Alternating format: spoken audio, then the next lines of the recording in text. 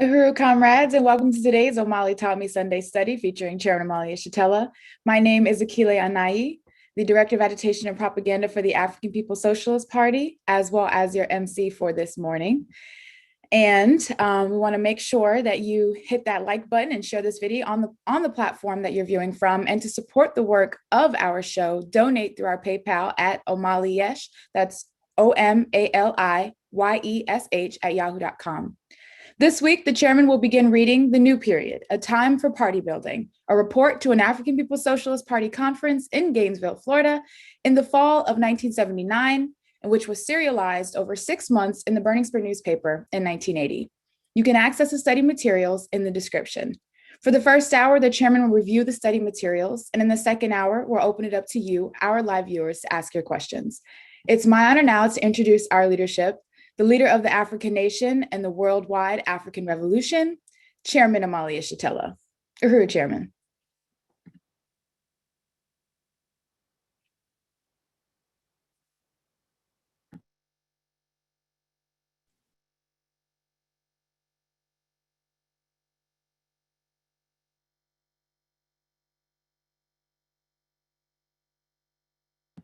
Uhuru, Chairman, you're muted. Sorry. Yeah, that's all right. Thank you. All right, Carmen, thank you so much for introducing the study that we've taken on this morning. And I just wanted to make a mention of a couple of things moving forward. This is a 42-year-old document that I'm reading from. This is a new period. That is the title of the document, and it was the title of a conference that the party was holding in Gainesville, Florida, at a real important moment in the history of our movement struggle. And in many ways, as you will be able to determine from the study itself, the events that were unfolding at that moment that we were describing, and they continue to play a role in events that are occurring on today. They're part of one historical continuum. And I think it's important to say that because even though this is a political report from a meeting that happened 42 years ago within the United States, it is not the History Channel that you tuned into. It is not some geriatric look at the past, celebrating the past in some kind of empty or vacuous way. It is a way of being able to help us understand history and struggle, and how to make a revolution, and how to understand the period that we have entered into today in terms of the conditions our people are confronted with.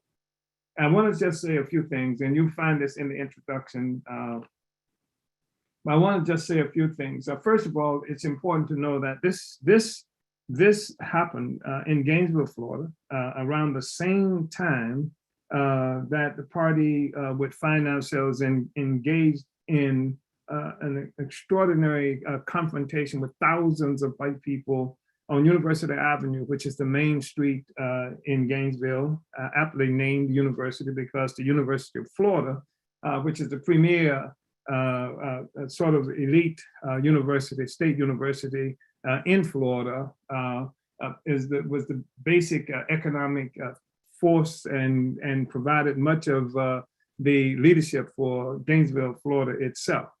And so University Avenue, during the time when in November of 1979, after the success of, immediately following the success of the Iranian revolution that overthrew the Shah of Iran, somebody put in power by a CIA coup in 1950s, and had been there as a guarantor for the US control of the Persian Gulf, this extraordinary important area in the world, in the Middle East, where much of the oil in that area was being transferred through. And at this time, the US had put this guy, the Shah, in place. In 1950s, he was overthrown. And And when he was subsequent to that, students in Iran had captured the Iranian embassy, the U.S. embassy in Tehran.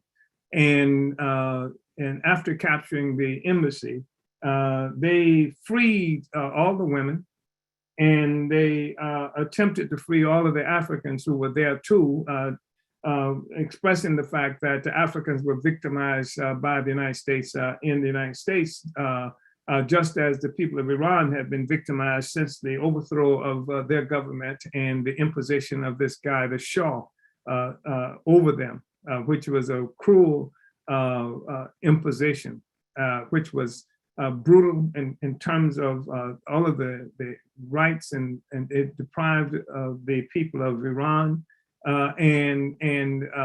just a horrible restriction on all of the rights and liberties of the people and their resources. The United States had armed this entity, this Shah, with the most modern weapons that was available, because this Shah was to function as a sort of the cop on the block in that area of the world. That was one cop. And of course, then the state of Israel was also another cop. In both instances, as many people did not know, that Iranians are not Arabs, they're Persians. And of course, the white people who took the state of Israel, who took Palestine and renamed it Israel, and renamed themselves Israelis, are not white either. And they were repositories of much of the arms. They became like military outposts of the United States to protect the U.S. and what they call Western, which is say colonial white powers, control over that valuable terrain. And so when the Shah was overthrown and the people took this embassy, the students took the embassy, they freed the women and freed all the Africans, except perhaps there was one African who refused to go because he was really loyal to the United States, and he stayed there as one of the hostages. And when that happened, there were 52 of them, if I remember correctly. And there's this major furor emerged inside the United States. At the time, James Earl Carter was the president of the United States, and chomping at the bits to replace Carter was this guy, Ronald Wilson Reagan, who would eventually become the president, because this was a volatile period. When we talk about the new period for our party, this was a volatile period in the whole world. Panama had taken back control of the canal, or had taken control of the canal that the United States had built, and had actually helped to create the Panama from Colombia, had fostered or contributed to what was supposed to be a revolution that separated what would become known as Panama, what is now known as Panama, from Colombia, which is a part of what it was. And it's really interesting because in this instance, there was a need for US to be able to move resources, goods, without having to go around the entire continent, and to be able to go. So they drug this canal through what is now Panama, that they possess indirectly through this neo-colonial setup they had developed. And this was part of what was contributing to the political consciousness, and the it fostered an element of turmoil to the status quo at the time. And also Nicaragua, people in Nicaragua in 1979, the Sandinistas in Nicaragua would succeed in overturning the Somoza regime, again placed in power, kept in power by the United States government in Nicaragua.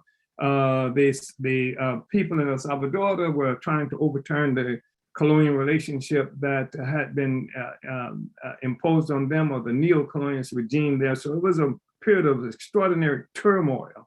And the students now have taken this embassy, and in Gainesville, and throughout the country, throughout the United States, groups of white people who were brutalizing people who they assumed who were Arabs in many instances, or even people who wore turbans. Sometimes Sikhs from India were assaulted with the assumption that they were all somehow responsible for what was happening to that embassy in Tehran that the Iranians had correctly defined as a nest of spies.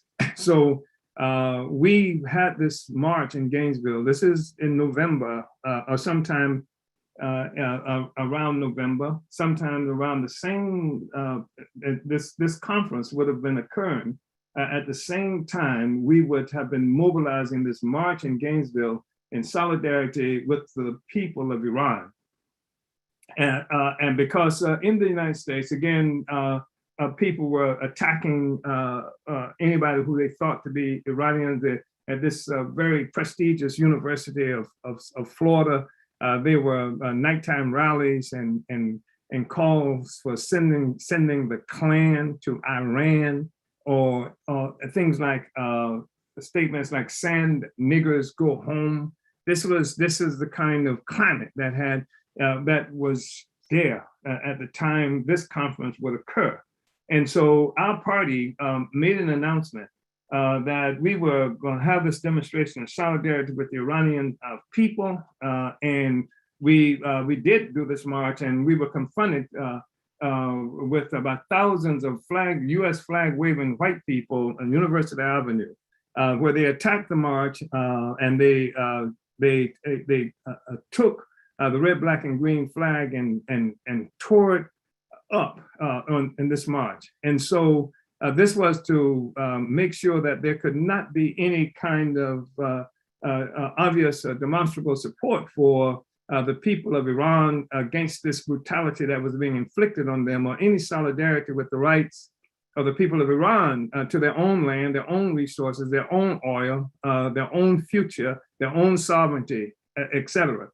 So when this attack happened, we made another call saying we're marching again on the following week. I was not in that first march, and I did attend the second march. And it was really interesting because when we declared that we were going to be marching again, the church, this really fanciful, false notion of somehow the Black church being like the only independent institution in the African community, the church that has allowed to, the African church that has allowed to have some kind of influence in the African community, even as everything else in many instances was under assault, precisely because in many instances, I should say, they worked hand in glove with the U.S. government.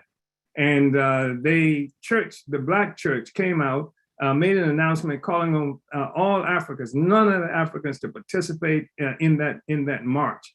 Nevertheless, we had a march, and it was a successful march. People came out despite what the African petty bourgeoisie was calling for, and with the church being the primary spokesperson for that expression of middle-class timidity, cowardice, and solidarity with the colonial conditions and situation of African people.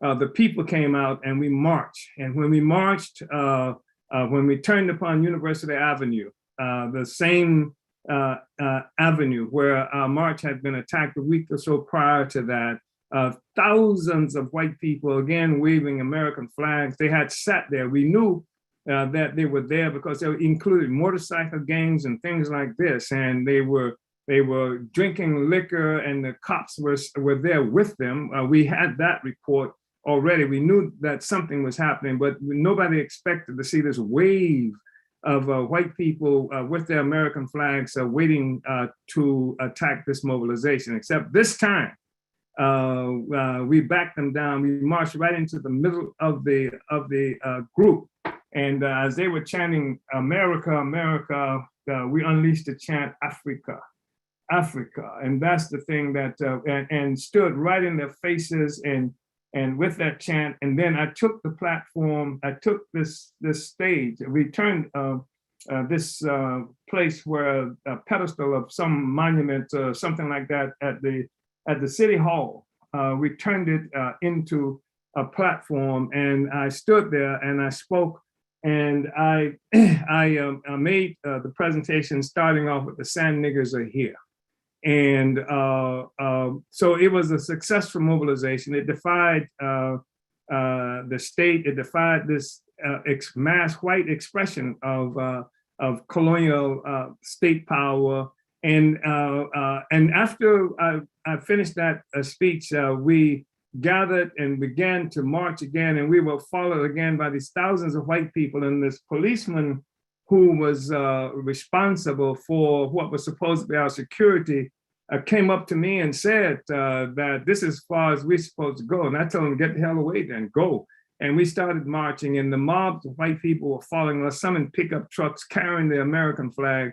And then we turned into the African community. And once we got into the African community, then we slowed our pace, and Africans began to come out of the nightclubs and their homes and things like this. I say nightclubs, but bars and other establishments. And as the whites were chanting "America, America," the Gainesville Sun reported Africans saying something to the effect, "You're not in America now," and came out and literally chased the white mobsters out of the African community. And the old red, black, and green, the old red, white, and blue, the old flag was fluttering in the wind as they were retreating from the face of a colonized African population who was not going to be intimidated. And so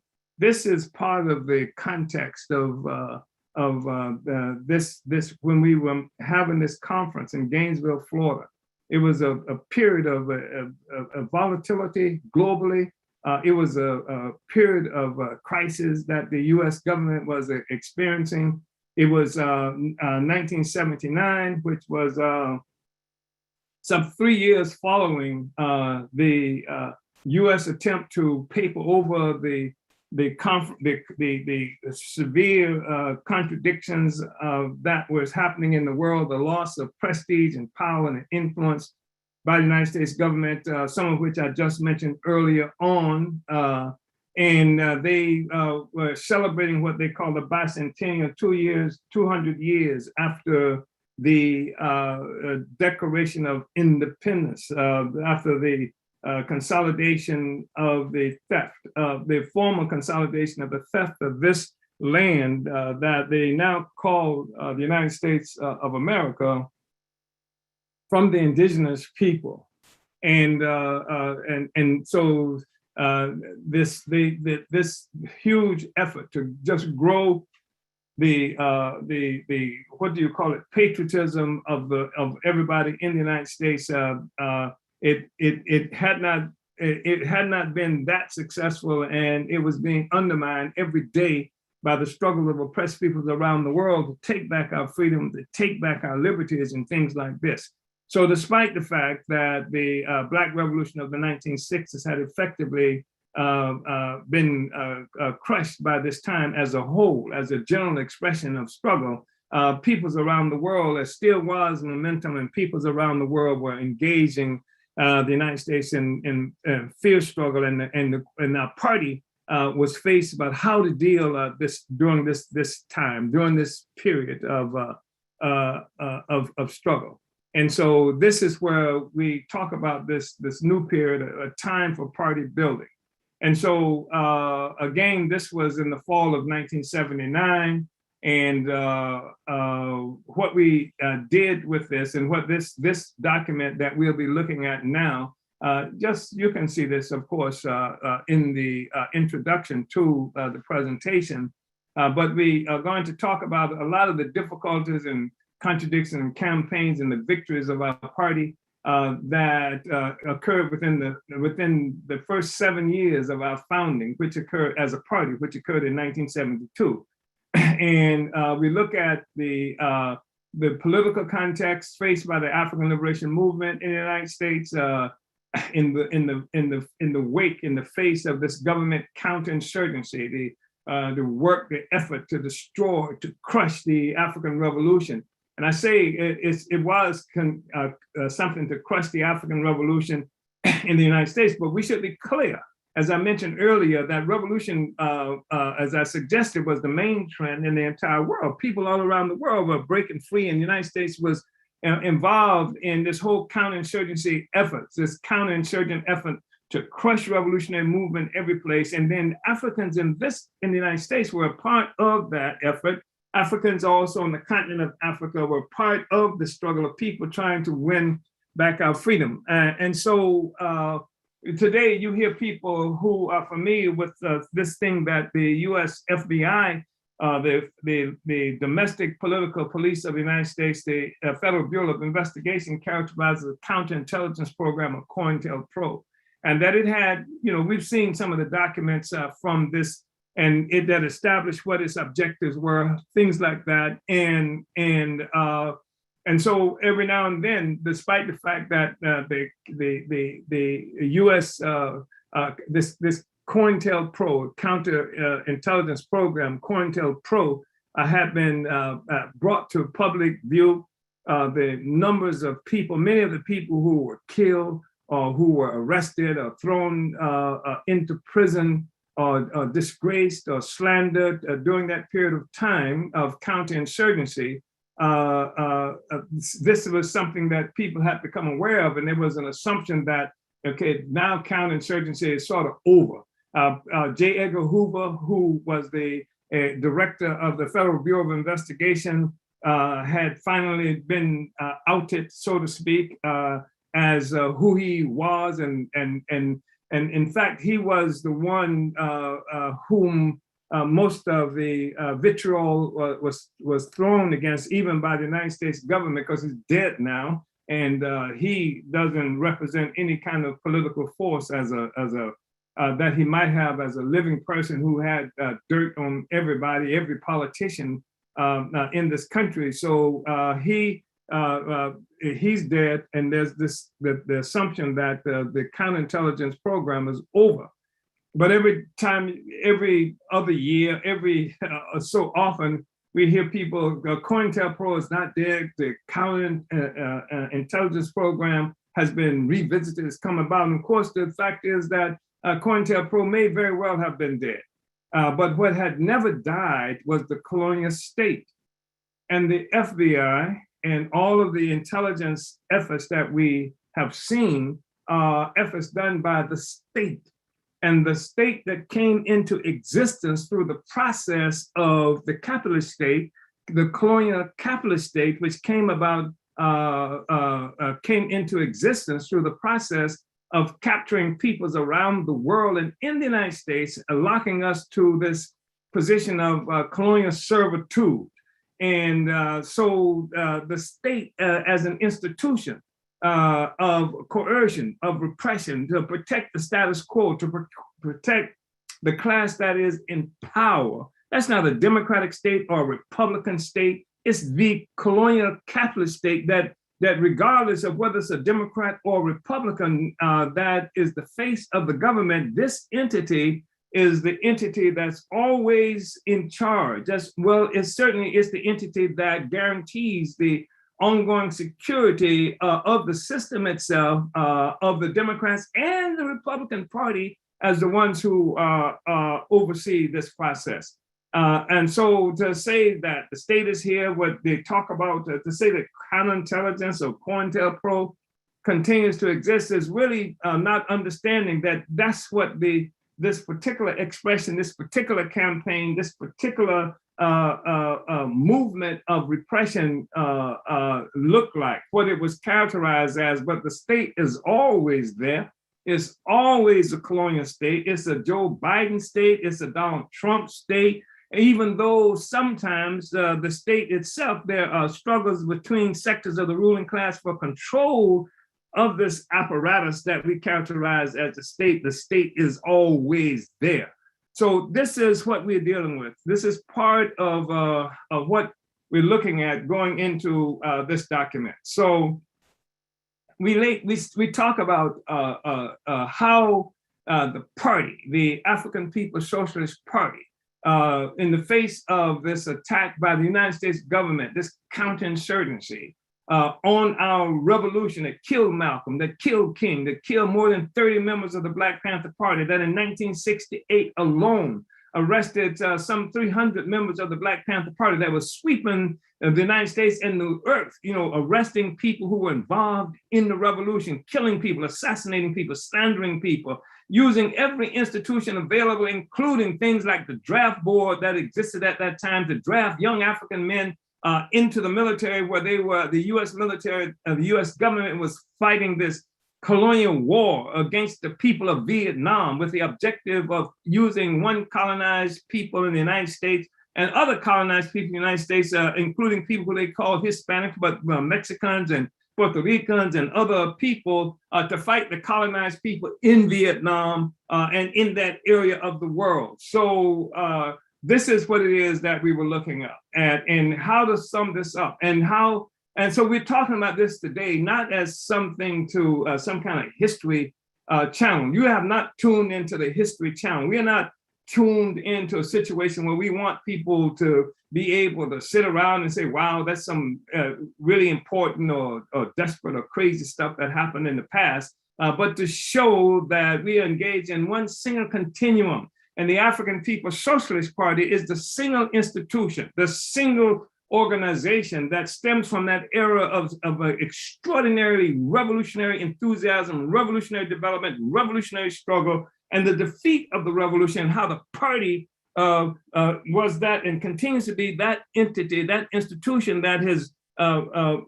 maintaining the connection between that era of struggle in the 1960s that we characterize as the dress rehearsal for the revolution and the revolutionary period that we're currently entering into. So we talk in this document about the contradictions and the problems that facing a movement that that had been isolated in so many ways, because the Black Revolution of the 60s, as we said, had been assassinated and jailed out of generalized expression in this country and in much of the world. So and now people who were supposed to be our friends and institutions, especially within the United States and Europe too, those who were supposed to be the friends of the colonized and what have you, we didn't have that kind of friendship anymore. We had a situation where the U.S. was becoming increasingly successful in defining the African people who just a while ago were recognized as the most serious contenders with the colonial capitalist system in this country and in the world. Now this population, this revolutionary population of colonized African people have been defined and characterized as criminal. And now counterinsurgency acts in the name of fighting against crime, against drugs, against all these other things. And it gets the assistance of what used to be white leftists and white liberals who would be supportive of our struggle they buy into this line that's provided by the US government and the various institutions of the US government of African population being a criminal population, and that's something that becomes accepted. And so our movement is now increasingly isolated. And so we have to, our party set out to rebuild and complete this Black Revolution of the 1960s, the masses of African people being demoralized, in part by the slander, the assault on the revolution, part by the imposition of a drug economy on our people, our community, getting drugs from places that we only went to as people, as victims of US war policies, going to fight the white man's war for the white man against brown people and other people in other places around the world. And so now we, the party, which is the advanced detachment of a particular class. All parties are class instruments, are instruments of class interest. And the party, African People's Socialist Party, is no different, except the African People's Socialist Party is also clear that in addition to being the party of the African working class, it is the party of the African nation, because the African nation must be freed from colonial domination, and all the Africans live under colonial domination, regardless of where their position as classes are in the society, except the outcome of the struggle for national liberation clearly has to be an outcome that will result in the emancipation of the working people, the producers, the one who produce all the resources that provide life in society. And that was one of the things, of course, the Vietnamese people understood quite clearly in the process of making the revolution there. So we in this document, we talk about all the contradictions, many of the contradictions and problems that face an isolated movement, a movement that no longer had a revolutionary center. It didn't have any kind of resources, because even those who were supposed to be friends of the movement now, many of them have gone about and have accepted U.S. definition. So resources that might have been available, the African community itself no longer having the advantage of a leadership that was showing the way. Therefore, those resources from the community were dried up, the organization capacity to get that. So the party had to take this on. We had to, and this what we are talking about today will talk about the struggle to maintain the integrity of the anti-colonial stand of the African working class in the face of the strong headwind of counter-revolutionary counterinsurgency that included having thrust upon us as a solution, not ending the colonial domination that we suffered from, but by making the colonizer like us and treat us better under colonialism. They call it the struggle against racism. So when this paper was written, the party was at the same time emerging as a really important force entering a decade in Oakland, California. We led all kinds of struggles in Oakland in the interest of the African working class. And this was the struggles we involved in there and defined and described for the world, contributed to the revolution that was happening everywhere in the world. And Oakland was important for a number of reasons, not the least of which being that it was where the Black Panther Party was headquartered. And the Black Panther Party at a particular time had become the revolutionary center for African people, not only in the United States, but various places around the world. And so the Black Panther Party had been wiped out effectively. There were still people who were Panthers, call themselves Panthers, who were still alive, but the revolutionary essence of that organization was gone. But the party was there. The African People's Socialist Party was there. So the revolution continued to live in the party, in the African People's Socialist Party. And so everything that we know about the party, all of our fronts, everything that we were talking about, they were being fought for and they were built then.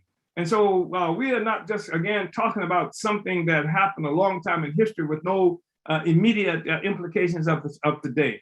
So that's part of what we're talking about. We're talking about how we engaged in theoretical and other kinds of struggles and relationships with the Nicaraguan revolution, the Sandinistas, and the forging of the African People's Solidarity Committee, why it's there, why it was necessary, why we did it, and why we are proud of the fact that we did all of that. So I know that's a long intro, but I didn't want to go into this document, this 42-year-old document, without some kind of overview that contextualized it. And again, that helps us to understand that we're not visiting the History Channel. We are talking about today. And we are talking about today as a consequence of what has happened in the past 40 some odd years or so, and beyond. So I'm going to start now with this document. You have access to it. And I'm going to begin reading on what is page 2. And for the last several years, and this again is in 1979 when we're talking about this, for the last several years, dating back to the beginning of our existence, the African People's Socialist Party has been struggling to create the conditions which are favorable for building a strong, massive party and for pushing our movement forward in a fundamental way. We have been struggling to reach the place where we are today. It's a new place. It is a new period for our movement and our party, a place and a period that the African People's Socialist Party helped to bring into existence. The demands the party finds itself faced with are also new. This is to be expected, for every period represents its own contradictions, or every period presents its own contradictions, while facing as well the unresolved contradictions from the period which preceded it. So although the party has a history of taking on new demands, one after the other, the new factor today, which has caused some problems for us, is the qualitative change that the party has gone through itself and the critical relationship the new demands have to that change. Therefore, this conference is very important to us because we need to give a general summary of the last period of party work, going back to our founding and the relationship of that work to tactical and strategic considerations for our movement and our party. I want to say that, starting off, what should be clear to everybody that this is not just a discussion about getting ready for the next demonstration or the next protest movement or demanding some concession or another from the government or a government entity or something to that effect. This is a discussion about recognizing the historical basis of the struggle that we're involved in. So it gives a much a better defined, much weightier significance of what we are about as a party. And we're talking about how the struggle happens within a context of a certain historical periods that have certain qualities that must be understood, that we see arrangements and rearrangements of balances of power at any given moment, and all of the things that go into defining that. That's what we are talking about. We're not talking about just having a protest demonstration. We're talking about a party that has come to understand the nature of the whole social system within which all the struggles we're involved in occur, and what we have to do to deal with that, and how when we talk about fighting against the system, we're not talking about how to make the system like us better or treat us better, but recognizing the existence of the system is something that has come about through taking away all the freedoms, all the resources, everything of African and other peoples of the world. The system itself, its existence is a contradiction. So that even though we might be engaged in struggling with this expression of its existence or versus that expression, the objective is to eliminate the existence of this system in terms of its relationship to Africans and other people. That's who we are. That's what we've been struggling against. That's what helps to make the distinction between the African People's Socialist Party and some others. So we say, so although the party has a history of taking on new demands one after the other, the new factor today, which has caused some problems for us, is the qualitative change that the party has gone through itself and the critical relationship the new demands have to that change. Therefore, this conference is very important to us because we need to give a general summary of the last period of party work going back to our founding and the relationship of that work to tactical and strategic considerations for our movement and our party. We must also distinguish the last period of party work from the critical period we are now entering. We need to make such a distinction in periods. The need to make such a distinction in periods is made clear by the obvious generalized confusion that has swept the entire party for the last 2 months. This confusion has led to demoralization, a lack of initiative, and a haphazard task-oriented approach to the work. This has been an approach which negated the tactical and strategical political implications of the work, and which instead seemed to mechanically do the work because it was there to do. The enthusiasm and ingenuity which usually embrace the work are not there. The dynamic revolutionary character, which is the hallmark of party work, is missing. There is instead an honest befuddlement within our ranks.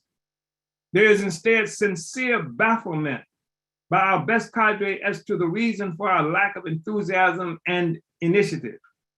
Cadre persons have been heard to state, quote, "I know how to do it, but I don't know why I can't do it," unquote. What are the reasons for the befuddlement, the lack of initiative and revolutionary fervor? Why is it that party members find ourselves incapable of carrying out a simple task today that we have carried out hundreds of times in the past? I believe the answer lies in the new period we have helped to achieve for our movement and are entering as a revolutionary political party. I believe the answer lies in the changes which have occurred in and for the party and the concomitant lag in political consciousness of our cadre and membership. The fact, sisters and brothers, is that the party is presently going through a stage similar to adolescence in Western society. We're growing up. We're no longer what we used to be, nor are we yet what we are becoming. And like the adolescents, we are pimple prone and quite unsteady on our feet. Indeed, we are embarrassingly awkward. Some of us may even be thinking of running away from home. This adolescent stage is quite uncomfortable. I would say even unbearable. Therefore, it is important that we make this period as short as possible and get about the business of growing up. In order for us to do so, in order for us to do this, to grow up correctly and strong, we must quickly examine our past period and sum it up. We must explain who we are and who we must become and what we must do in relation to that period. So party work launched in the wake of counterinsurgency. The African People's Socialist Party was founded in 1972. While 1972 was the year of the first African Liberation Day demonstration in the US, an event which saw the participation of tens of thousands of African people. It was nevertheless at the same time a period of very little motion of the masses of our people. It was a period when, for all practical purposes, the military assault on the Black liberation movement had been successful, and when the ideological imperialists, groups of petty bourgeois North American or white radicals, were emerging and would almost result in the ideological defeat of the Black liberation movement of the US. And that's not a small thing. The African Liberation Day demonstration did not occur as a result of the work of any single strong party or other organizational center, nor was it accomplished by 2, 3, or even several strong parties or organizations. Instead, African Liberation Day US was accomplished as a result of an ill-defined coalition of many different local organizations throughout the US. However, notwithstanding the military assault on our movement, and you know, I was a part of that first African Liberation Day work mobilization committee, and you know, it was not a part of the revolution. We'll say some more about this, but it was not designed to have an outcome that would strengthen the revolutionary project of overturning the social system itself. And we'll talk about that as we move forward, and probably have a lot to say about how that differs from the work of the African People's Socialist Party and the existing African Socialist International. So, however, notwithstanding the military assault on our movement and the absence of a strong revolutionary center, the massive turnout and the tremendous enthusiasm of the masses of our people for African Liberation Day demonstration, it revealed a deep nationalist consciousness of the people at that time. 1972 was also the year the basis for a split within our movement was appearing.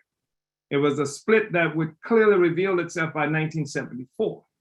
The split came about as a result of the successful military assault on our movement and the tremendous ideological pressures being imposed on our movement by the ideological imperialists. One sector of the primitive petty bourgeois radicals, which constituted a faction of the progressive Black liberation movement within US borders, would find itself unable to withstand these pressures. At first sight, the contradictions which reveal themselves in this split appear to revolve around the personalities of the primary ALD organizers and former student leader Stokely Carmichael, chairman of the All African People's Revolutionary Party, AAPRP, also known as Kwame Ture. Carmichael allegedly viewed the impending ALD demonstration as a challenge to his assumed hegemony over the Black liberation movement. The political and ideological character of these contradictions were revealed in the charge attributed to Carmichael that the African Liberation Day demonstration, supporting as it did the liberation struggles occurring in Southern Africa, was a threat to the already nominally independent African states. This position revealed a clear primitive petty bourgeois position often heard on the continent of Africa where Carmichael resided at the time. It is a position that was often heard from the petty bourgeois administrators in neo-colonial states on the African continent, and one which is responsible even today for the lukewarm and half-hearted support given to African liberation forces by nominally independent African states. It is a position which cunning and deceitful US and Western politicians generally refer to as quote unquote pragmatic. In 1974, this split pragmatic in the sense that they're just accepting things as they are, work with what they got as opposed to, pursuing, revolutionary objectives. By 1974, this split had clearly revealed itself in a broad and general way that allowed it to be recognized by the entire Black liberation movement. This split was between what came to be known as the Marxist faction and the nationalist faction, for which Carmichael was a fading symbol, and with which he held nominal membership. This split was brought on by the inherent inability of the primitive petty bourgeoisie, which both Marxist and the nationalist sectors were part of, to have faith in the ability and willingness of the masses of our people to liberate ourselves from the dictatorial US capitalist colonial state. This absence of faith in the masses had always been present in the nationalist sector of the primitive petty bourgeoisie, with which Carmichael was generally identified. The nationalists shunned meaningful struggle like the plague and instigated various and ingenious superstitions with which to keep the masses from struggling. For the newly emerging Marxist-Leninist sector, this was a relatively new development, a turning point, for it had generally struggled for science within the Black liberation movement and had become relatively activist-oriented in the recent period. The US military attack on our Black revolution of the 60s resulted in the absence of a generalized militant anti-colonialist movement, the type of movement which characterized the latter half of the 60s and which actually led to primitive insurrections throughout the US. The primitive petty bourgeoisie always capitulates as a class in the direction of the strongest political force of the moment, which at the time included the oversimplified metaphysical solutions for our problems being provided by the North American left, combined with the fierce ideological assault being waged against our movement. This is not to say the African petty bourgeoisie planned to capitulate, or even that they knew they were capitulating. I'm only describing what happened and the historical inevitability that the petty bourgeoisie will vacillate, will be here today, depending on your strength, and there tomorrow, as soon as there is a shift in the political wind. Initially, white left nationalism prevented one sector of the primitive petty bourgeoisie from joining the ideological imperialist assault on a movement which was occurring under the guise of Marxism-Leninism. The other sector, the nationalists, already in a state of ideological flux, abandoned the barricades at the first sign of battle, or to paraphrase H. Rap Brown, as soon as they saw the eyes of the whites. Ironically, the primitive petty bourgeoisie as a whole did not go over to the side of US imperialism as some might expect. That was something that could not be justified, for US imperialism was losing on an international level. It was losing in Vietnam, it was losing in Africa, in Guinea-Bissau, Angola, Mozambique, Namibia, and Zimbabwe. In fact, it was the victories of Africa which had given this sector of the primitive petty bourgeoisie the basis for its last fling at serious revolutionary work. There was no objective basis for them joining US imperialism. It was losing and did not justify their confidence. At the time, it was hard pressed to demonstrate its own future. And the primitive petty bourgeoisie certainly was not prepared under these circumstances to stake its future on what appeared to be a sure loser. On the other hand, there was emerging this enthusiastic and confident North American left force, which had easy answers and made it unnecessary for the primitive petty bourgeoisie to study, to discover through scientific analysis the basis for the defeat of the Black liberation movement. Moreover, this new North American ideological imperialist force had a neo-imperialist plan for a division of labor within the so-called multinational communist movement, which complements the subjective, colonialist-imposed incapacity of the primitive petty bourgeoisie to see itself as anything more than an assistant. So the Marxist sector of the radical primitive petty bourgeoisie joined the ideological imperialists. It did so because of its own insecurity in the face of the losses suffered by the Black liberation movement. It did so because while the losses of imperialism internationally validated the basic assumptions of the Black liberation movement before its defeat, the losses of the Black liberation movement to the US military assault destroyed the confidence of this sector of the primitive petty bourgeoisie in the ability of African people to be our own liberators. Because colonialism taught the African petty bourgeoisie to have no faith in African people and to have all faith in white people, it opted for a new white boss, one apparently on the ascendancy as imperialism was losing. This new boss had a new plan, which included revolutionary affirmative action, so to speak, which would allow the primitive petty bourgeoisie to realize its basic pent-up need to be our new boss under the watchful eye of its new boss, of course. As the primitive petty bourgeoisie was splitting among itself, another split was taking place within our movement. This was a split by revolutionary nationalist forces from one or both of the two main factors of the primitive petty bourgeois sector of the Black liberation movement. Some forces joined with the primitive petty bourgeois nationalists, and together they waxed furiously at the Black Marxist, Leninist, so-called dupes of the white left, while the party described both factions as two sides of the same petty bourgeois coin. This then is a brief description of the period into which the African People's Socialist Party was born. It was a period of tremendous weaknesses, which was characterized by the absence of a strong revolutionary center, ideological chaos resulting from our military defeat, and the ideological assault by the ideological imperialists who were now joined by a significant sector of our radical Black intelligentsia. The disappearance of material resources which were now going to the ideological imperialists and their Black allies and a nationalist movement that was now consolidated in this anti-white, anti-socialist, anti-struggle, defeatist worldview. From the beginning, the work of the party consciously reflected this period. One of the first pamphlets published by the party in 1973 took on Daniel Lee, who had become for many the new high priest of Black nationalism. He's now characterized as Matabuti.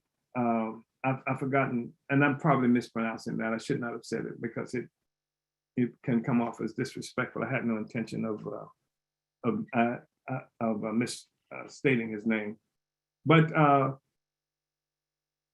Lee had written an article, the primary point of which was essentially the position that the inability of African people to win liberation was somehow tied to our inability to speak Swahili. And it says Swahili. I think now that he meant Swahili in terms of having a relationship to a more or less indigenous African language. This was a form of American exceptionalism which fed on the nationalist superstitions which characterized a sector of our movement. Although the party's pamphlet in response to Lee was primitive and lacked the clarity of today's party material, we successfully took Lee to task for what was generally a non-scientific, defeatist, and anti-struggle position. It was our responsibility to do so. In the party's pamphlet that we sent out to more than 200 persons and organizations close to the Black revolutionary nationalist movement, we rebutted Lee's argument by stating, quote, "Revolutionary struggle for state power can be waged by African people wherever we are.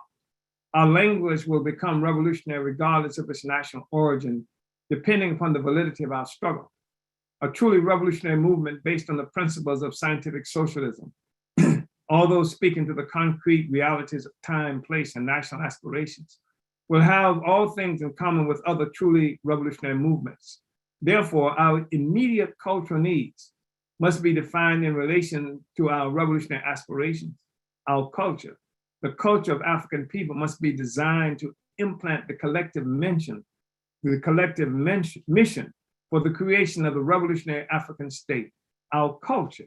The culture of African people must be designed to implant the collective mission for the creation of the revolutionary African state. That revolutionary state can make a determination on the question of language and other cultural needs, so that even if Roy Wilkins, who was then head of the NAACP, should learn to speak Swahili better than French-speaking Sekou Touré, who was president of Guinea-Conakry, he would have been defined politically as a tool of racist European imperialism. And that definition will be precisely understood in whatever language it is translated, unquote. Now, the significance of this pamphlet and the party's struggle against this tendency within our movement must be understood within the context of the period within which it was written, which is to say the period just described above. Today, the basic arguments found within the pamphlet, including the excerpt I've just read, are taken for granted by everyone here. However, at the time, it was a critical document, one that prevented an even larger block of Black forces from peeling off from the Black movement and joining this emerging cult of utopian nationalism. This pamphlet also attempted to show that one could be nationalist and scientific too.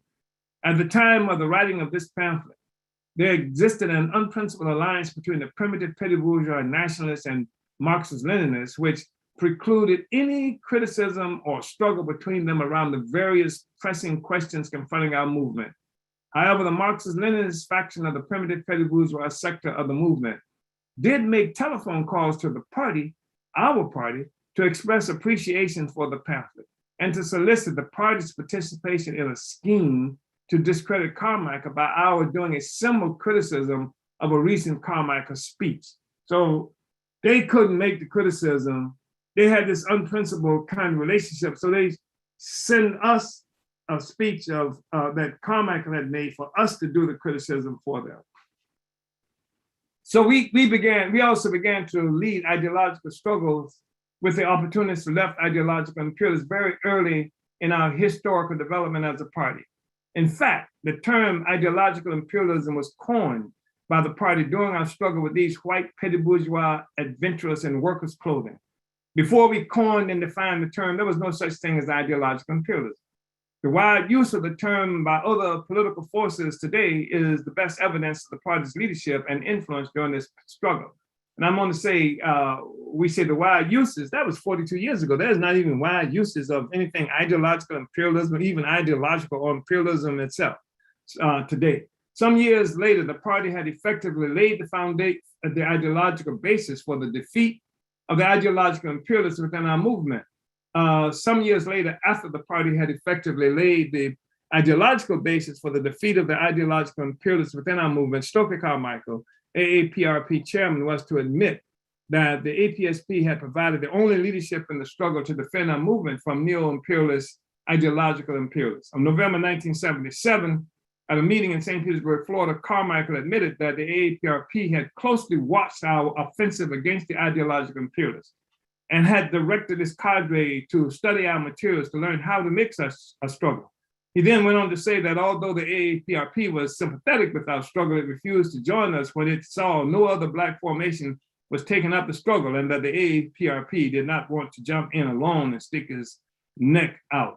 So, Comrade Director, I'm at the top of page 10 here now, and perhaps you would like for me to stop now so that we can go ahead and develop this discussion further. Chairman, yes, as much as I wouldn't want to stop this, because this is really getting good, but I just, I think it's probably appropriate that we do so at this point, but just really want to appreciate you for the study, Chairman. It has been already so profound, and I'm just really excited to go through this whole piece, taking the next couple of weeks to really look at this. And for those who don't know, if you haven't been reading along, that this piece is accessible via the descriptions for YouTube and Facebook. So make sure you head over there to get this piece so you can follow along. And again, just want to salute our leadership and thank you, Chairman, for this powerful study. Also want to call on you to like and share this video and subscribe to the Burning Spirit TV on YouTube for more revolutionary political education such as this.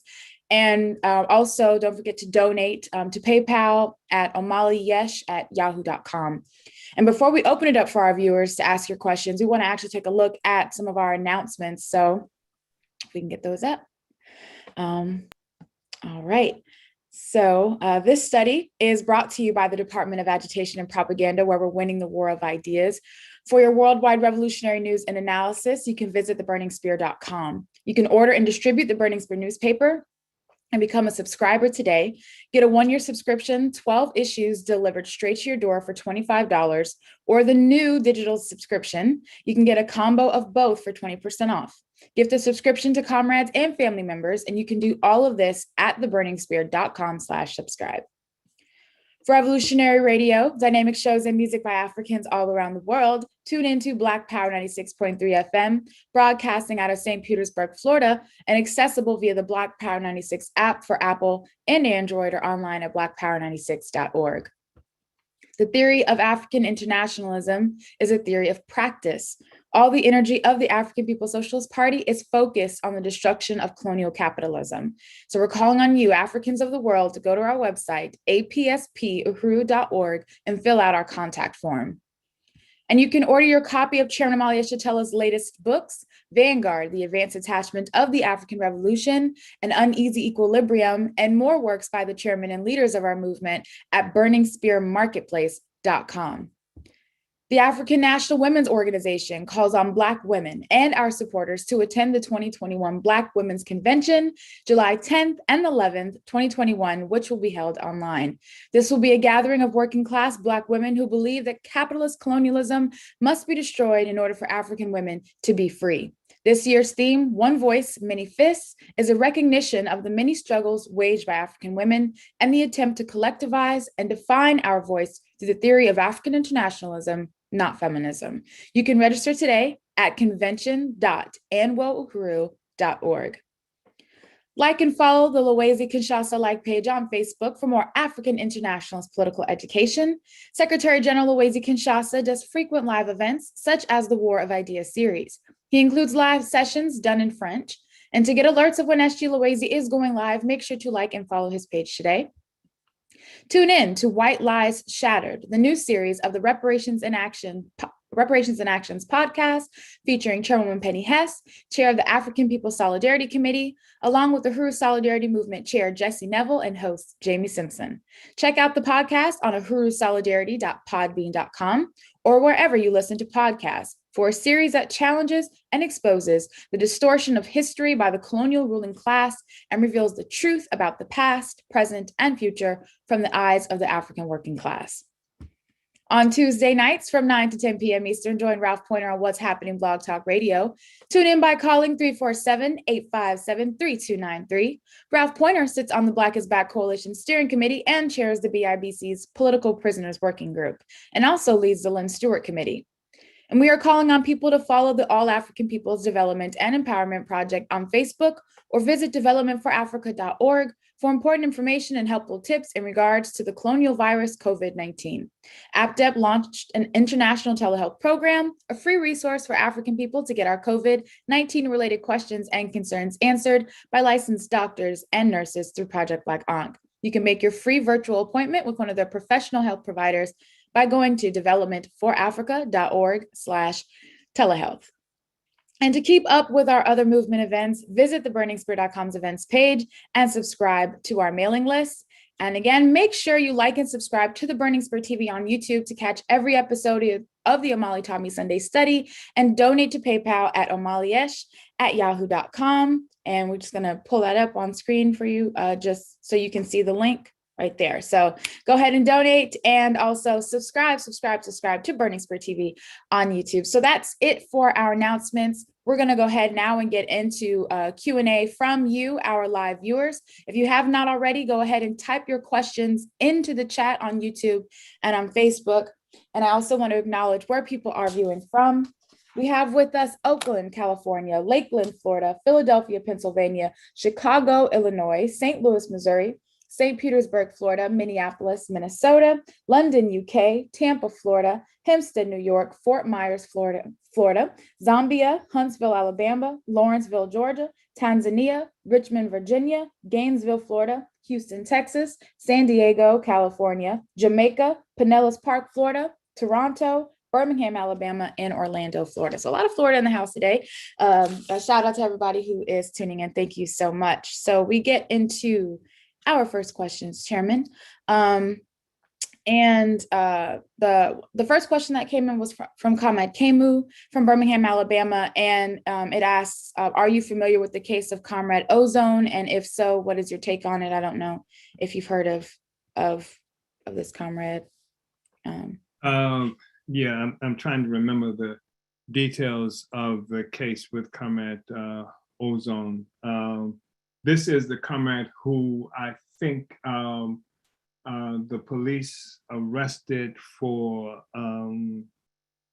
shooting a cop, and the circumstances of which I think some of them, not the circumstances, but there was some video that comes apparently from a body camera of the cop that shows the cop simply approaching this brother who was in his car and apparently not doing anything to anybody, but the cop being a typically colonial capitalist military force, domestic military force, approached them wanting to know why he was sitting in the car where he was. There was no evidence, as I remember seeing this, of any, even what they would characterize as a crime being committed. And this brother Ozone, if I remember correctly, says something to the effect when the cop was trying to handle him that you don't want to do that, or something to that effect. And somebody who,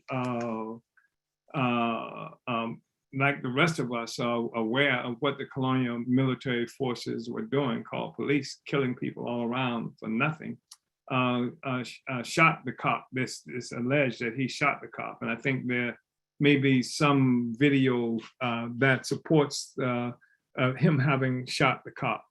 And so, yeah, I think I'm that familiar. However accurate that recounting that I just made, I think I'm that familiar. I think that, and the question has come from many people of what kind of stance we should have around that. And the fact is, all Africans should be armed to the teeth. We should do that naturally, normally, living as a colonized and subject people. But we know, living under colonialism, one of the first responsibilities that the colonial state would have is to make sure that we're never armed, to disarm us, to and generalize an assumption about an African being armed, being, like a dangerous affront to civilization and obviously the security of white people. So I cannot be opposed to somebody, an African who's armed, obviously, and certainly can't be opposed to an African who's armed in a confrontation, because there is no such thing as an innocent confrontation with a colonial military force. There's no such thing. I mean, Sandra Bland, Breonna Taylor, or Sleeping Child like Ayanna, who in Detroit, who was shot in his sleep. I mean, there's no such thing as an innocent confrontation. And that's not changed by the fact that after every such murder, we'll have, after the uprising, often we'll have some statements about how there's going to be an investigation when we try to find out why this murder was different from the several hundred murders that happened of African people by the state all around the country. So I just think that that in a situation of colonial domination, that an occupation, and the U.S. Domestic military force is a colonial occupation force dealing with African and African people, that it's the stance was justifiable. As they like to say, it was a justifiable act to defend yourself. And that's going to be the case until colonialism is overturned. Of course, the problem is that there is no solution for us in terms of individual acts such as that, as if they are individual acts, they're not connected to strategic objectives and basic revolutionary organization. It's not a solution, but certainly it provides genuine revolutionaries an opportunity to explain the significance of the colonial capitalist state in its relationship to African people and the righteousness of self-defense. And once someone said that in an act, a war of national liberation, any act by the colonized is self-defense. So I don't know if that's helpful at all, Comrade Camus, but that's my response to the general question that you just raised. Uhuru. Thank you, Chairman. Uhuru. And thank you, Comrade Camus, for your question. So we move it now to Comrade Matsamela, who asked on Facebook in San Diego. He asked, Uhuru Chairman, it's a two-part question. Does the pamphlet response to Haki still exist? And in 1972, you all made the conscious decision to place socialism in the party's name. No African organizations did such a thing. Can you speak to that? Yeah, we thought it was extremely important to do that because, two things. One, we're not just fighting for the purpose of fighting. We came up with this concept we call the angry slave syndrome, the acronym for which is ASS. And that all Africans are pissed off all the time, mad all the time, angry all the time, but we're not involved in this just to respond to immediate oppressive stimuli.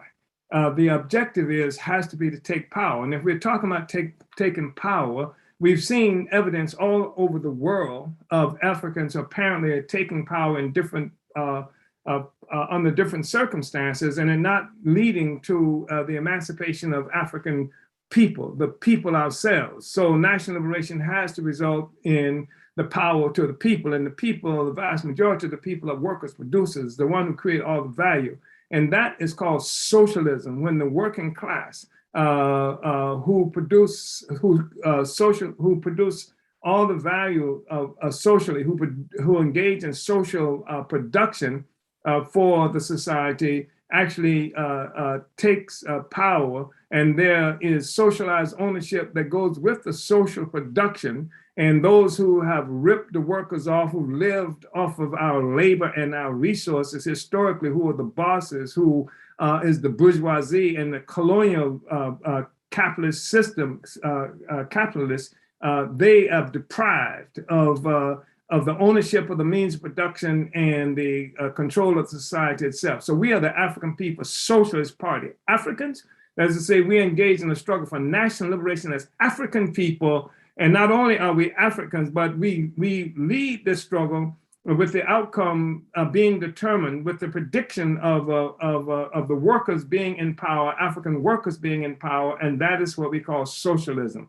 So we are the African People's Socialist Party, keeping both the objective to attain national liberation as a people and the emancipation of the African working class. That's the great engine for production that happens in any society at any time. So Comrade Matsamela, that's what made us do that, because and we were very strong in our declaration of being socialists at a time, again, where national liberation was something that people talked about and were united around, but there was a dearth of theoretical development activity within the African liberation movement itself. So we were able to come to the conclusion that the struggle for national liberation has to be led by an advanced detachment. It has to be by a vanguard with the objective of this struggle for national liberation being resulting in the total emancipation of the toiling masses who produce all the value in society. And so that's part of what it did, and that distinguished us, as you suggest, Comrade Matsamela, from some of the other forces who were around at the time, and we engaged in serious struggle around these various questions with them, Uhuru. So I hope that was helpful, Comrade Matsamela. Uhuru, Chairman, thank you so much. And thank you, Comrade Matsamela, for your question. And just really appreciate that answer, Chairman, because I this is a testament to, all of the work that the party was doing during that time, and, being the first to do many of these things and be the one willing to take the charge on these different questions, no matter, the consequence or, the kind of pushback that we would get, because now you see people, claiming themselves to be socialists today. And obviously, not quite, but I just think, that's a testament to who the party's always been, making that determination. So we go to our next question, which might even be a good segue from this previous one. Comrade Robin Harris on Facebook in Orlando asked, can you please explain socialism as it relates to African internationalism? I've asked before, but I think I was absent when this was addressed. Thank you. Socialism as it pertains to African internationalism. Yes. I think I did just speak to that a little bit, but I'll go beyond that. Because what we have concluded, Comrade Robin, while you have a lot of people talking about, some people, not a lot, a lot of people increasingly talking about socialism. I mean, it's made its way to the basic political stage in the United States, with more and more people admitting or claiming to be socialists, from Bernie Sanders to the woman who is the face of the squad, as is characterized, Democratic Socialists of America, and forces like that. So there's this talk about being socialist, and it's a concept that's devoid of any meaningful, certainly scientifically based ideological content. And, so that Bernie Sanders can get away with being a socialist, by being for $15 an hour for workers over a period of years, for national health care, available to the people, and things like that. And there are other things that he says in that general context. And the Democratic Socialists of America, I think they're characterized and are not even held together by any fundamental philosophical assumptions, except that they are socialists. And what socialism has come to mean to many of them is a certain kind of a beneficent capitalism, because socialism, scientifically explained, is a mode of production. And it is a mode of production, again, that is defined in part by the working class, who that is exploited, whose value is stolen by the capitalists. That's called profit. The workers are exploited by the theft of value by the capitalist class, and it is a mode of production. And that's one of the characteristics of it, is that the working people work, but the workers don't get paid for what they do. They get paid for the ability to do it. In other words, they get paid what is supposed to be enough for food, clothing, and shelter, and perhaps a six-pack or a bag of whatever is becoming increasingly illegal today in the United States. But the fact is that a mode of production cannot exist in the same space as another mode of production. That is to say, not easily. So that for socialism to come about, then it has to get rid of capitalism. And that's why, sometimes I hate this term like progressive. Progressive what? Progressive capitalist. You're talking about the same mode of production. The mode of production for socialism to come about, the capitalist mode of production has to be wiped out, has to be destroyed. The capitalist class has to be defeated. And you don't hear Bernie Sanders talking about this. You don't hear the Democratic Socialists of America talking about the defeat of the capitalist class, the overturning of the capitalist system as a condition for the rise of socialism. One, two, the other thing, Comrade Robin, that must be understood is that a mode of production that the Marxists and most of the people who acknowledge the existence of something called a mode of production, the one that they ignore, the one that they obscure as a mode of production is colonialism. And African internationalism has taught us that this thing, colonialism, is a mode of production. It is what Karl Marx talked about effectively when he said that the rise of capitalism came about as a consequence of this primitive accumulation of capital in Europe. And this primitive accumulation of capital is the starting point. He said it has the same significance in political economy as original sin in theology. This primitive accumulation of capital turning Africa, he said, into a warring for the commercial hunting of black skins. And then he mentioned other things like what happened with England and China in terms of Opium War, and all these resources suddenly going into Europe. This is the rise of capitalism. Capitalism came about through this process of what he calls primitive accumulation that we say is colonialism. It was the theft of the resources of Africans and peoples around the world that still today is responsible for the fact that some 80% of the people in the world trying to exist of $10 US dollars or less a day.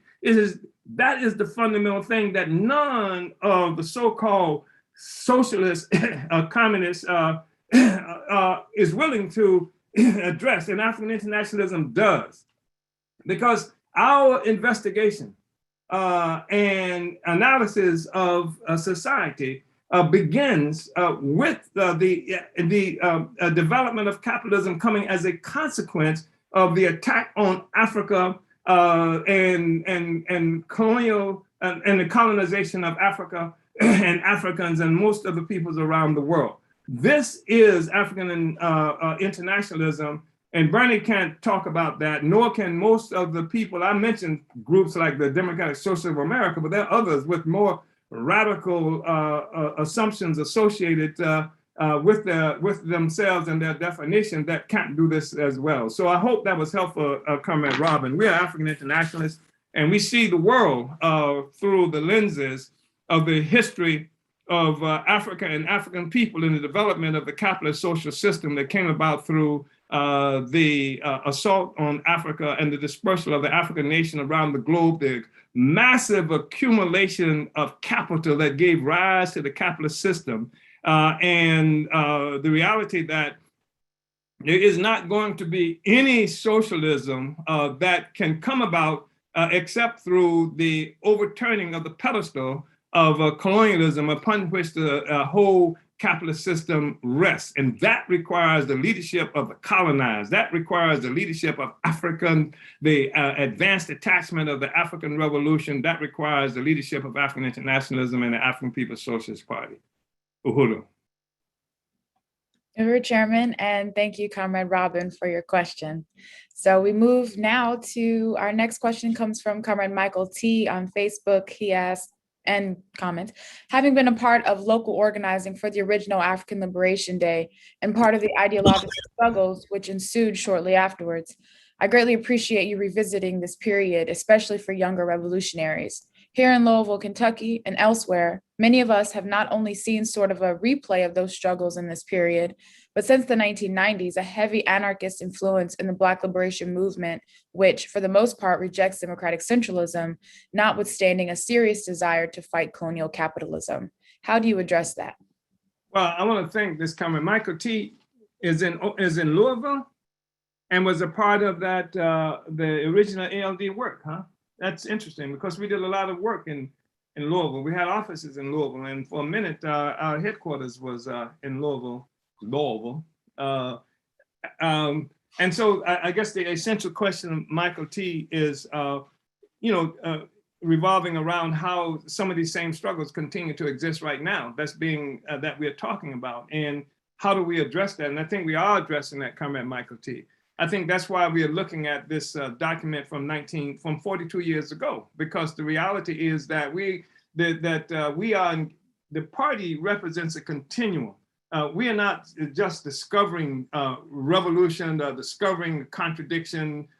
This is stuff that we've been fighting, and we've been fighting it as a part of the revolution. These ideological struggles are part of the revolutionary movement. They have to be made, they have to be waged in order to advance revolution. If that's what it is that we're looking at, we have to be able, and so that's why we engage in this discussion right now, Comrade Michael. And we'll see through this discussion some of the things that we have done in the past, and with what attempts we were making at the moment, and our successes and failures in that process. But and beyond that, one of the things that's really important to me right now in this discussion is how people, and some of you are not like Michael T., who might have been around during the period of the ALD work in the 1970s, but who in a situation now where you're embracing this discussion around theory,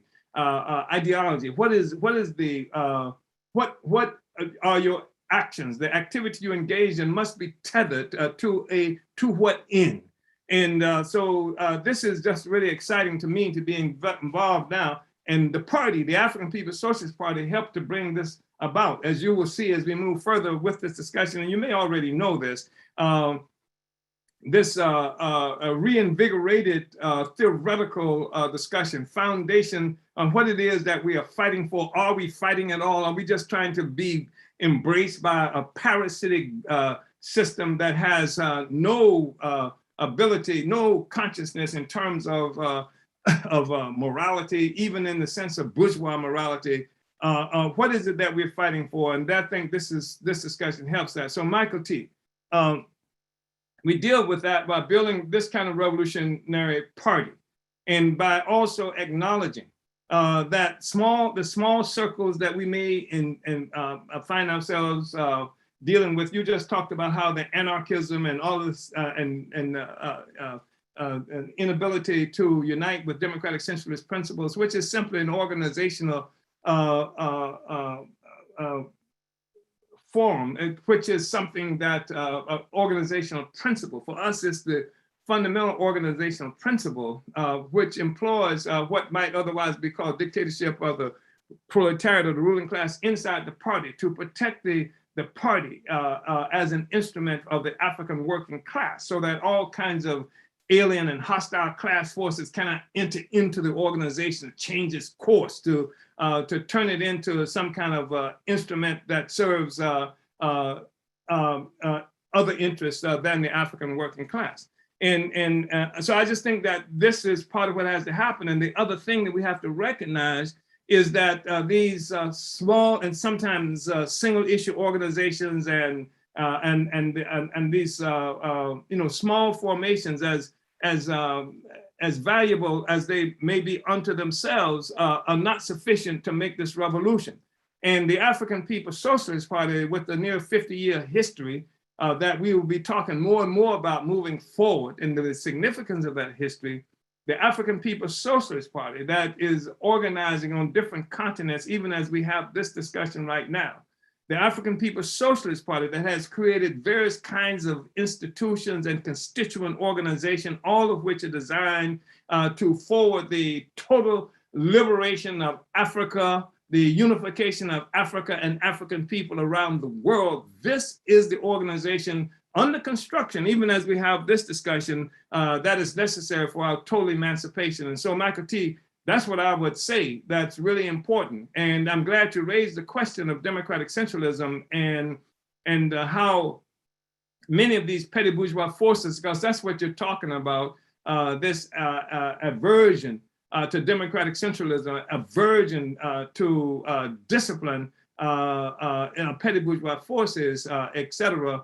I'm glad that you're coming onto this discussion and uniting with the need to build an actual revolutionary capacity for our people, so we can be free and we can rid the world of this scourge that's colonial capitalism that's inflicting and has inflicted for 600 years the severe damage and the worst kinds of what will be characterized as crimes once we come to power. So thank you, Michael T. Uhuru. Michael, thank you for your question, and thank you, Chairman, and really appreciate this entire study, the reading of this document, and this question from Michael T. I think it's really important you mentioned, I mean, reading this document is not to take a trip down memory lane for a history lesson, but to understand this history does, show the historical continuum, and that, for those who are new to political life or politically young, to reveal that this process did not begin at our entry point into this process, but that it's been unfurling. So I just really. Yeah, let me just speak to Michael T. In terms of a historical continuum, I mentioned Louisville, Kentucky. I'm talking about the struggles that we've had to have with the ideological imperialists. I didn't mention Michael T., but if you were there during this period of the 70s, then you would have known about the iconic figures of the Bradens, Carl and Ann Bradens. The books have been written about them, great histories, what wonderful liberals they are. And they made a lot of resources. And although they claim not to have been, it really is, if they were not actual members of the Communist Party USA, and I don't give a damn, they were certainly fellow travelers. And what they did was they perfected this capacity to get tremendous amount of resources to build for Black people. They were the ones who defined what struggles were, and they were the ones who funded all of the efforts that they created should be dealt with. Some of the, some incredibly significant organizers who I knew worked under their leadership and what have you, but they as good, quote unquote, as they may have been, as much as they offended the existing capitalist rulers, that was not part of the liberation of African people. That was a part of a struggle that many times white people who love us engage in, that gives direction to our movements and our struggles. And they are the ones who, so we took a house one time, and we call it the house that Black built. That the Bradens had accumulated all these resources, and the African Liberation Movement had to beg them for resources that they got through people donating all kinds of money for struggles that we were involved in Louisiana and various other places. It went to the Bradens, and they had accumulated several properties in Louisville, Kentucky, and we took once we took a house. For the party, for the revolution, Black people in control of it. And it was really interesting because some, what came to be, renowned Black liberation forces actually threatened to attack us because of that house, and this is what we're talking about. We're talking about a continuum. We knew a little bit about Louisville, Kentucky.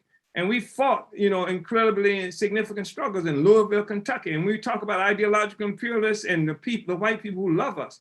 And this is not an anti-white assault. This is an anti-colonial assault.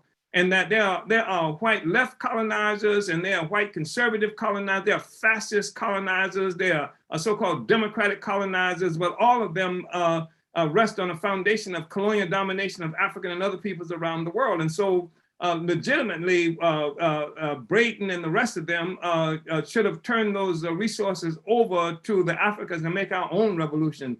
They can't make this revolution for us. They have to work under the leadership of the African revolution itself, under the colonized people. They were never willing to do that. And so there was some conflict associated. And there are African people who didn't quite get that as well, though they call themselves Black nationalists, et cetera. Michael T., thank you. All right, Director Uhuru. No, thank you, Chairman. And thank you again, Comrade Michael, for your question. Our next question comes from Comrade Diop on Facebook. He asks, what distinctions, if any, can be made between the British colonialism experienced by the Irish and the I guess it didn't, let me try to find it, finish the rest of that question. It asks, okay, experienced by oppressed nations. So what distinctions, if any, can be made between the British colonialism experienced by the Irish and the colonialism experienced by oppressed nations?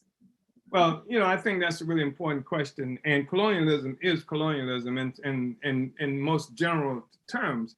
But the fact of the matter is that with the advent of of the rise of colonial capitalism being defined in part by Europe leaving Europe and attacking Africa and other peoples around the world. The fact is that Europe, all Europe, got us living through extracting forcibly extracting all kinds of value from people who were not Europeans from around the world. And to say they were not European in part means that they were not white. And so there became a general characterization of people based on whether or not they were white, which was Europeans, and which, by the way, generally meant the colonizer versus those of us who were Africans and those of us who were other nations and nationalities who were the colonized. So that is something that sort of fed into the description of colonized versus the colonizer. In fact, that's part of what fed into this illogical, incorrect, characterization of people of color, like somehow because you are a certain complexion, that it puts us all in the same boat, when what it really is a need to liquidate the colonial question by liquidating the fact that we suffer a specific kinds of colonial experiences. And the Irish people caught hell. And I've been to Northern Ireland during a time when the British brutes were more openly, more obviously oppressing. And I've read, if you even read people like Ingalls, who ended up living with a woman, an Irish woman, and how he was able to describe the Irish in terms of some inherent deficiency, just as we will hear whites describe Africans and Mexicans and other people like that. So that kind of thing did happen on the one hand. On the other hand, you had in the United States, you had people like who were from the ruling class, like the Kennedys and what have you, who could be for and they'd give money and support the Irish liberation movement, or the struggle of Ireland to be free from England, because they saw that as a part of their own struggle, their own history and what have you. So that is something that is real. And in Ireland, I saw, it was mind-boggling for me to see white people who were living in circumstances so much like the circumstances I saw colonized African people living with, in housing projects and under the worst circumstances of the police brutality, the attacks, the people who have been, skulls have been cracked with what they were calling rubber bullets, and the blanket prisoners, the Irish resistors who were locked up in these British prisons. And I've seen the British troops on the streets of Belfast, and they've made, in some instances and sometimes they made what US forces were doing in Mississippi look like child's play. They're vicious beasts. So the colonialism is colonialism, and it existed for the Irish people who were existing as a colonized people under the domination of the British, and who even today suffer colonial domination by the British. So colonialism is colonialism, but except it has been given a real significant kind of characterization today, when the colonizer is generally seen as white and the colonized is something else. And for a while, even we had an important relationship at one time with the Irish Republican Socialist Party, and who, as I've said over, and you've heard me say this, Comrade Diop, in press conference right there in Belfast, who united with the struggle of African people in the United States for reparations, and criticized very sharply Irish Americans, for lack of a better term, for not supporting the African Revolution, and stated publicly on a national televised press conference that they didn't want any resources from any Irish persons or groups in the United States that did not support the struggle for African liberation and reparations. And by the way, the day after I left there, the British government burned down their headquarters. And I really know that in part, it had to do with that kind of solidarity that was emerging between the African liberation struggle through our party and the struggle for the liberation of Ireland from British colonialism. The Irish still do not understand the best possible way the relationship that the Africa question. But that's true of most of the world. But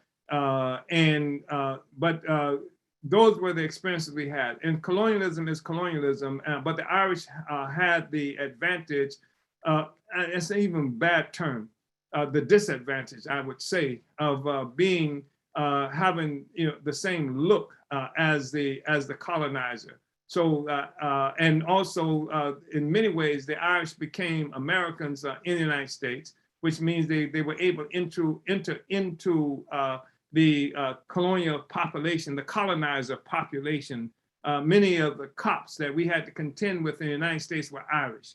The Irish fought like hell to become white in the United States. And so this was a part of the ideological significance of colonial capitalism, so that you have people who lived under colonial domination on the one hand, but on the other hand, because of the fact that they were Europeans, were able to become a part of the colonial apparatus voluntarily, and they worked at being white, some of them. But it doesn't remove the objective reality that the Irish were colonized by the British. And I'm sure there's a lot more that can be said and can be learned about that. Uhuru Kamet Diop. Uhuru Diop, thank you for your question, and thank you so much, Chairman, for the answer. And again, just I think is representative of the party stance, and what makes us African internationalists, and being able to recognize the objective conditions, and and also and just being able to say, because like you said, it's the case for so many people that they don't recognize the Africa question when it comes to their own oppression. And, that especially when they're coming over here, they work really, really hard to be white and to integrate into the system, which means that, you have to, attack Africans in order to exist in that way. So thank you so much, Chairman. And that contributes to a serious disruption in the whole liberation movement, because you have Africans who are really pissed off, because it's the fact is that the depth of the colonial contradiction and the definition, the ideological definition of the colonizer is so much associated with African being black. And so people try to become as less black as possible. Even black people try to become less black as possible, because running from the consequences of colonialism. But it doesn't change the objective reality. I wanted to say that I see that Carmen Massimella talked about how the name of the party also departed from certain other kinds of characterizations that I think is important too, because there were groups that can define themselves as congresses and leagues, and there were different coalitions and united fronts and these kinds of things. And because the fact is that most of these things, the leagues and most of these things that we're talking about, the congresses and the conventions and the coalitions, they were formations that allowed for the participation of various kinds of class forces. And usually speaking, it's the petty bourgeoisie who would lead these entities, because the workers generally didn't have the influence or the resources to pull this thing together with all of the other class elements involved in it. And so until the party was able to create something like the International People's Democratic Uhuru Movement, or contribute to the creation of the Black is Back coalition, et cetera, but the party's influence as a revolutionary vanguard helped to shape and say, this is how the revolutionary, this is the course the revolution must be able to take for it to be what is needed. But generally speaking, those other characterizations, for whatever their intent, function to obscure the reality that it's the petty bourgeoisie that's leading these things, and they could not be characterized as parties in the way that we understand it, that has the leadership of a particular class of, course, all parties are class parties. Some parties don't want you to know they're class parties. The Democratic Party wouldn't have you believe it's a class party. Republican Party wouldn't have you believe it is a class party, a party that represents the interests of a particular class. African People's Socialist Party says that right on. We represent the African working class. In so doing, we represent the interests of the African nation, but the interests of the African nation move us toward victory under the leadership of the working class, which means that we rid the society that we are fighting for of all oppression and exploitation that resides in the society under the influence of other classes. Uhuru. Comment Masamela. Uhuru. Uhuru, Chairman. So we are winding down in time, and we have some more questions to take. We have a question from Comrade Ridge on YouTube, and he asks, Chairman, Marcus Garvey talked about intelligent organization. I believe this can be achieved by building systems that collect, store, and strategically redistribute all of our energy. What are your thoughts? I don't know how he means energy. That's why I'm taken aback by that, Comrade Ridge. I'm not quite sure what you mean. I guess I'm not intelligent enough for that, but I don't know what's meant in this instance about energy. And I think the thing that's probably throwing me off is because right now this whole climate crisis that is being recognized finally by Europe and Europeans, but that is something that began with the attack on Africa by Europe, the attack on what we now call the Americas by Europe, that enslaved and colonized people, and in the process of doing that, began this assault on other aspects of the environment, recognizing that humans ourselves are part of the environment. And then that revolves around the question of energy and carbon emissions. And so I don't know, I mean, that's a fundamental thing that we have to be concerned with as part of this revolutionary project as well. So I'm not quite sure what is meant in this instance by energy. Uhuru. Comrade Ridge, if you could expound on your question in the YouTube chat, and we might have to take it for next week, depending on how fast you can do that. We'll move to the next question from Comrade T. Gordon on YouTube, who asks, African leaders spy and use colonial tools to keep us oppressed. Uhuru, Chairman, what's your solution to this problem? Well, they do that and overthrow them.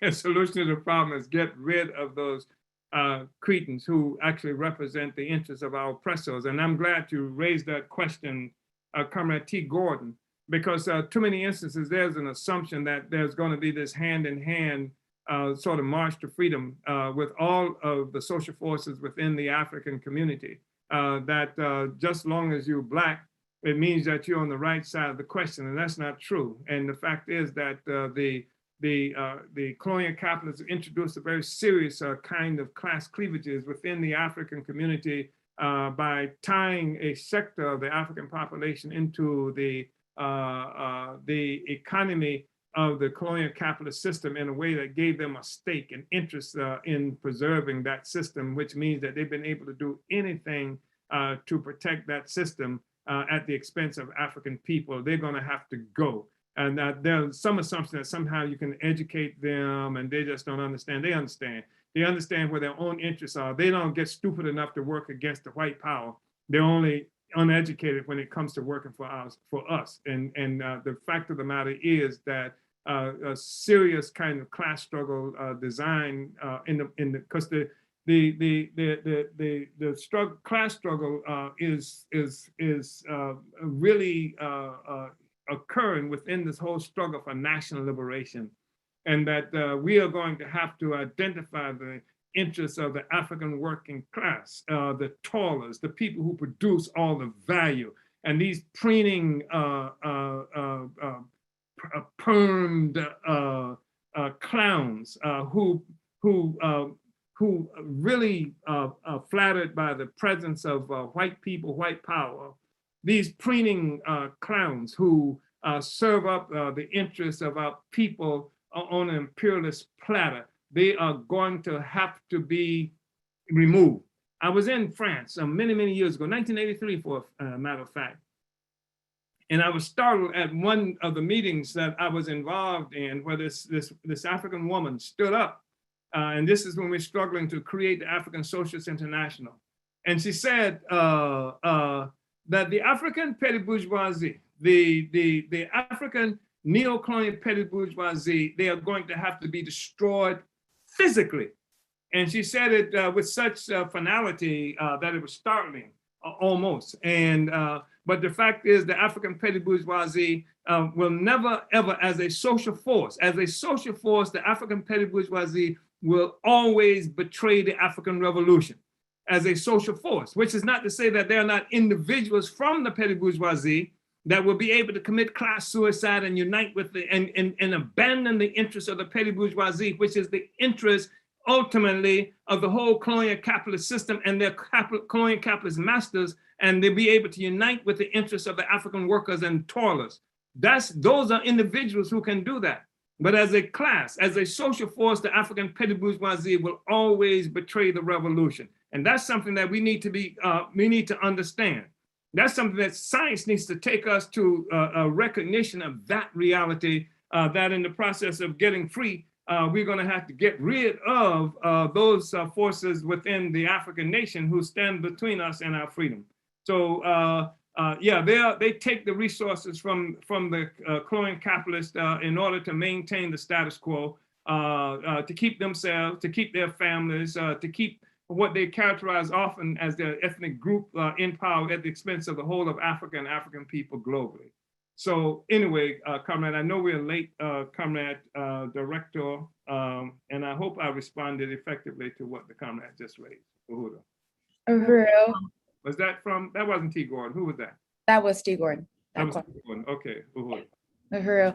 Thank you, T. Gordon, and thank you, Chairman. Yeah, that's going to be the last question we take for today. So no, don't fret though. We will take your question in the beginning of the Q&A section next week. I also want to acknowledge a comment from, and forgive me if I mispronounce this, Uncle Louis, and says, I am from the Socialist Republic of Vietnam.